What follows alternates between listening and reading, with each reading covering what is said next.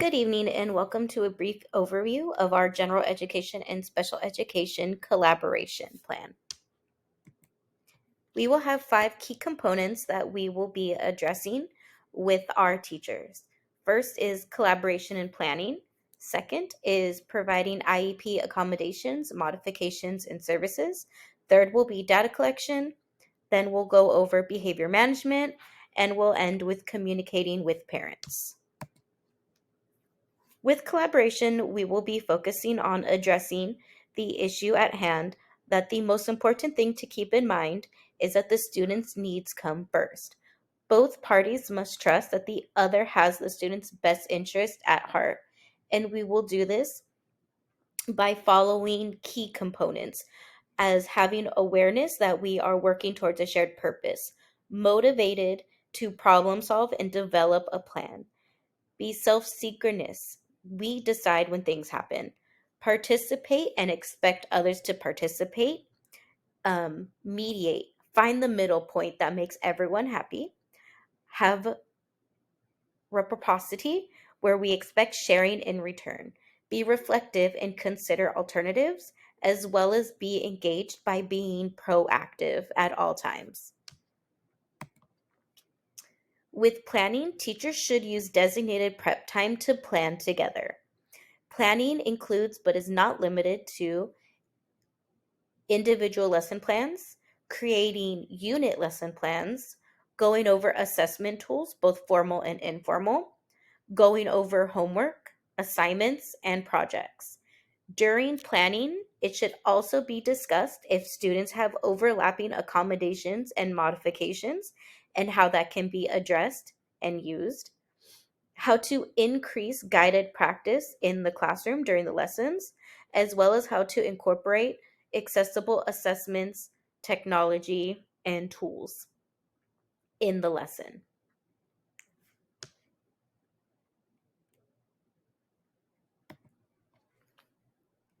With accommodations and modifications, we are going to strive to provide all general education teachers with an IEP snapshot of each student. The general education teacher and the special education teacher will schedule a meeting to discuss the IEP accommodations, modifications, and services prior to the start of the school year, so all teachers go in prepared. The special education teachers will also support in implementing the accommodations, modifications, and services. So this will also happen during planning time. And it is important that we are striving for our teachers to continuously meet throughout the year. We are not meeting one time before the end of the year and then one time at the IEP. We are meeting throughout the year. We also want to meet as a team if a service requires a student to be pulled out. We should have service provider, education specialist, and general education teacher meet to all plan when the services will happen, how they will happen, and how those services can be done in class. With data collection, we will be supplying the general education teacher with data collection sheets, as well as review how to fill them out, again, prior to the start of the school year so that they are confident going into the school year. Our special education teacher will also be observing the student to collect data to compare the two data samples. This will help us prevent any errors with data collection, as well as assist the general education teacher in feeling less overwhelmed with data collecting. With data collection, the education specialist will have a pre-made folder for work samples to be collected in, and it will be sectioned out according to the goal for easy filing as well as easy access when wanting to look at those goals. During planning time or data reflection time, the two parties will review the collected data. This data will be used to drive their collaboration meetings and further their lesson planning. With behavior management, again, a behavior management plan will be presented to the general education teacher at the beginning of the year, along with the IEP snapshot. and it will be reviewed with them in detail. The special education teacher will also demonstrate in real time how to implement the plan. That's going through the strategies, the tools, the techniques, um, showing how to use a token economy system, um, and all that stuff. They will do it in person so that the general education teacher sees how it's done. They will also be making observations throughout the day and the week as needed to support. It's also going to be stressed and noted that both parties are to play an active role in the behavior management. Behavior management does not fall on one or the other, it is a team effort. Communication with the parents, again, is also a team effort. It is something that both sets need to do.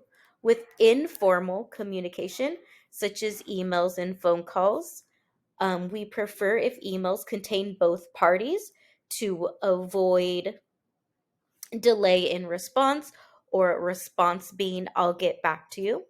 Um, Phone calls, if it's a serious matter or related to the IEP, should include both, but since it's an informal communication, can just have one party.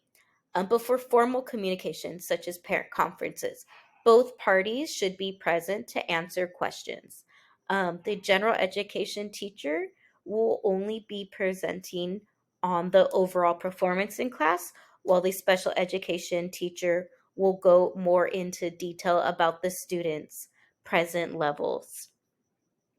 And at IEPs, we're also going to stress that both parties are legally required to attend. Both need to attend. In order to monitor that this collaboration is happening appropriately, we will be taking 3 sections from the IDEA Progress Monitoring Survey, and we will be surveying our general education teachers 3 times a year at the end of each trimester on teacher communication, accommodations for students, as well as the behavior intervention plan.